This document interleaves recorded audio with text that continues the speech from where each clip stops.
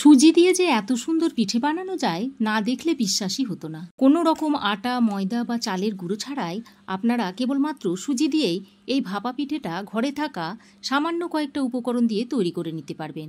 নমস্কার বন্ধুরা, তিয়াশাস রেসিপিতে সকলকে স্বাগত জানাই।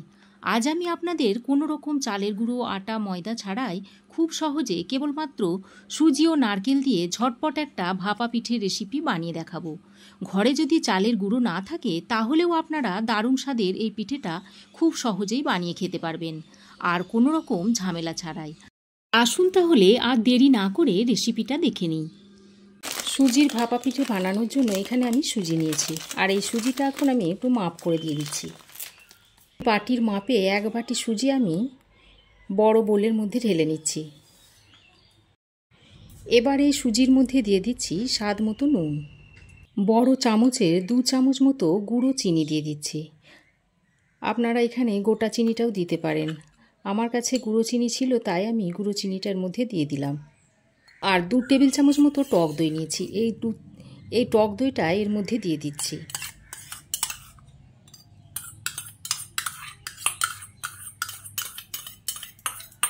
এবার আমি সব কিছুকে একসঙ্গে একটা হ্যান্ড বিটারের সাহায্যে ভালো করে মিশিয়ে নিচ্ছি। দেখুন সব কিছু ভালো করে মিশিয়ে নিয়েছি। এবার আমি এখানে নর্মাল তাপমাত্রার জল নিয়েছি, সেই জলটা অল্প অল্প করে দিয়ে সুজির সঙ্গে ভালো করে মিশিয়ে নিতে হবে।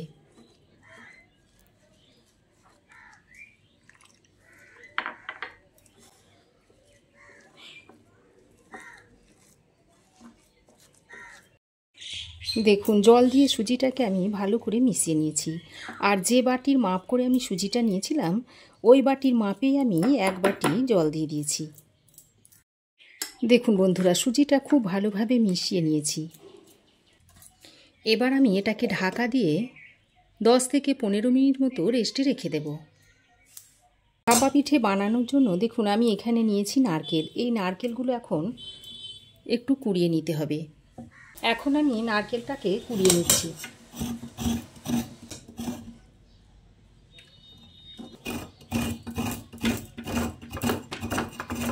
দেখুন সব নারকেল আমি কুড়িয়ে নিয়েছি। এবার আমি গ্যাসে একটা কড়াই বসিয়ে এর মধ্যে দিয়ে দিচ্ছি কোরানো নারকেলটা।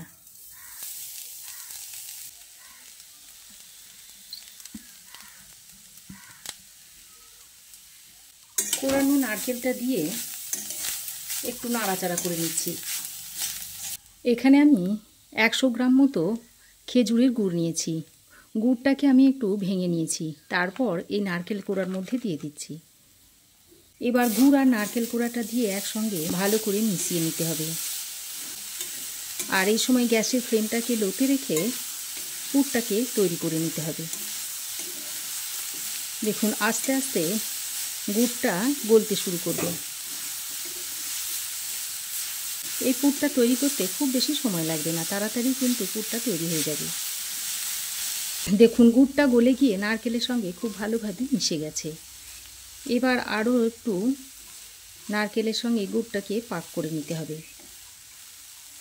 এই নারকেলের পাকটা দেওয়ার সময় প্রথম থেকে শেষ পর্যন্ত গ্যাসের ফ্লেমটাকে কিন্তু লো টু মিডিয়ামের মধ্যে রাখতে হবে।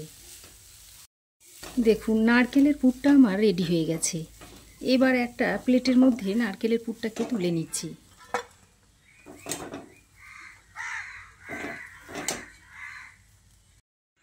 এবার এই নারকেলের পুরটাকে একটু ভালো করে ঠান্ডা করে নিতে হবে।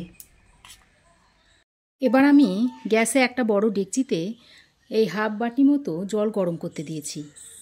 জলটাকে ঢাকা দিয়ে গরম করে নিতে হবে। জলটা গরম হতে হতে এদিকে দেখুন যে সুজিটা আমি 15 মিনিট রেস্টে রেখে দিয়েছিলাম সেটা নিয়ে নিয়েছি। আর দেখুন 15 মিনিট রেস্টে থাকার পর সুজিটা দেখুন কতটা ফুলে উঠেছে আর জলটা টেনে নিয়েছে। এবার এটাকে আরও একটু জল দিয়ে পাতলা করে নিতে হবে।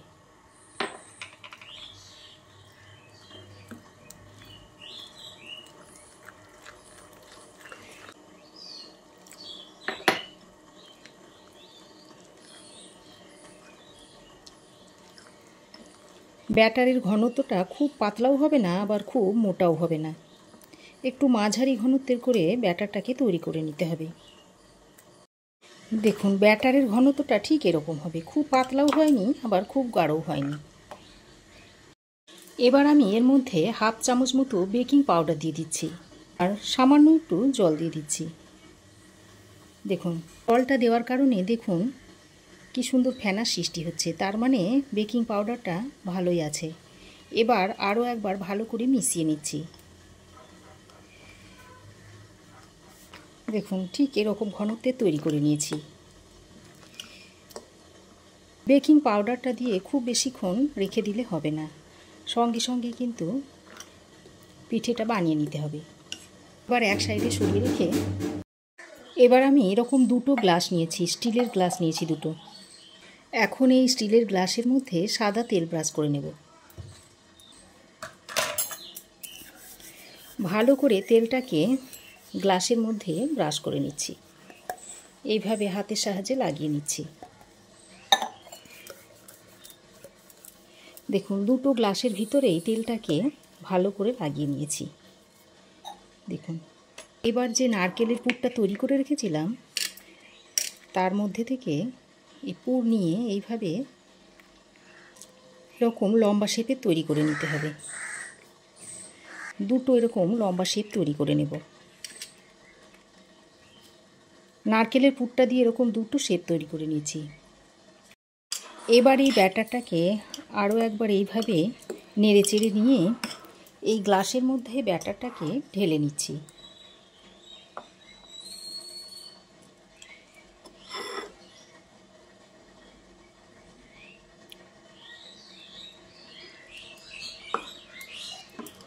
দুটো গ্লাসের মধ্যেই ভরে নিতে হবে ব্যাটারটা।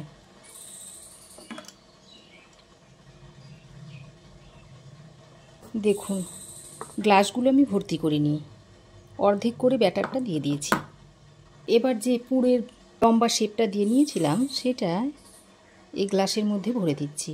দেখুন এমনভাবে ভরে দিচ্ছি ব্যাটারটা দেখুন নিচে পড়ে আছে আর পুরটা একটু উপরে উঠে আছে। এটাকেও আমি ঠিক একইভাবে দিয়ে দেব। দেখুন এবার দেখুন এদিকে যে জলটা গরম করতে দিয়েছিলাম জলটা খুব ভালোভাবে ফুটে উঠেছে। এবার এই গ্লাস দুটো জলের ভাপে বসিয়ে দিচ্ছি। আর যে একটু ব্যাটার বেঁচেছিল সেটা একটা বাটির মধ্যে নিয়েছি, তার উপর একটু নারকেলের পুরটা দিয়ে দিয়েছি। এবার বাকি যে ব্যাটারটা এর উপর দিয়ে দিচ্ছি। এবার আমি ঢাকাটা খুলে এই বাটিটাকেও এই মধ্যে বসিয়ে দিচ্ছি। এভাবে সাবধানে বসিয়ে দিলাম। তারপর ঢাকাটা বন্ধ করে 10 থেকে 15 মিনিট এইভাবে স্টিমে বসিয়ে রেখে দিতে হবে। 15 মিনিট পর ঢাকাটা খুলে নিচ্ছি। আর দেখুন পিঠেগুলো ফুলে অনেকটাই মোটা হয়ে গেছে। এবার আমি একটা ছুরির সাহায্যে চেক করে দেখছি। দেখুন ছুরির মধ্যে কিছু লেগে নেই, তার মানে পিঠেটা হয়ে গেছে। এবার গ্যাসের ফ্লেম বন্ধ করে পিঠেগুলোকে নামিয়ে নিতে হবে। এবার আমি পিঠেগুলো নামিয়ে নিচ্ছি।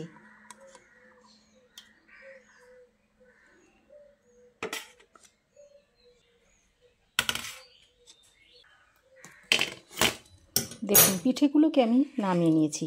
এবার এগুলো খুব ভালোভাবে ঠান্ডা করে তারপর মোল্ড আউট করতে হবে, তা না হলে পিঠেগুলো ভেঙে যেতে পারে। এবার আমি এই গ্লাসের চার সাইডটা এভাবে একটা ছুরি দিয়ে আলগা করে নিচ্ছি।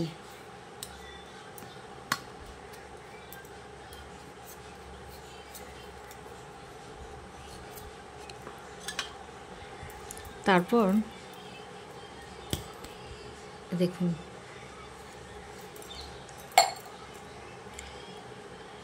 কত সুন্দর কেক একটা তৈরি হয়ে গেছে। দেখুন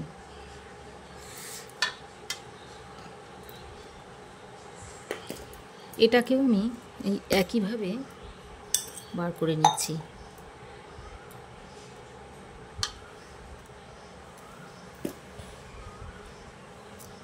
আর বাটির মধ্যে যেটা করেছিলাম সেটা দেখুন এটা। এবার আমি ছোট ছোট পিস করে নিচ্ছি, এইভাবে ছোট ছোট পিস করে নিচ্ছি।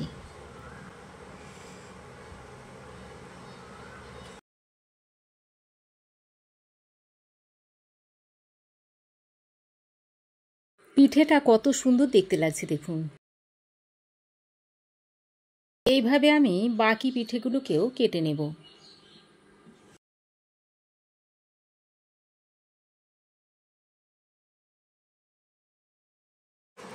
পিঠেগুলো দেখুন কতটা নরম তুলতুলে হয়েছে দেখুন।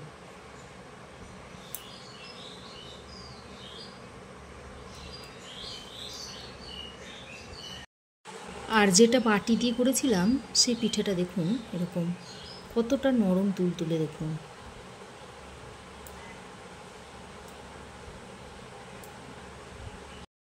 তো দেখুন বন্ধুরা, তৈরি হয়ে গেল সুজির ভাপা পিঠে। দেখুন দুর্দান্ত হয়েছে দেখতে।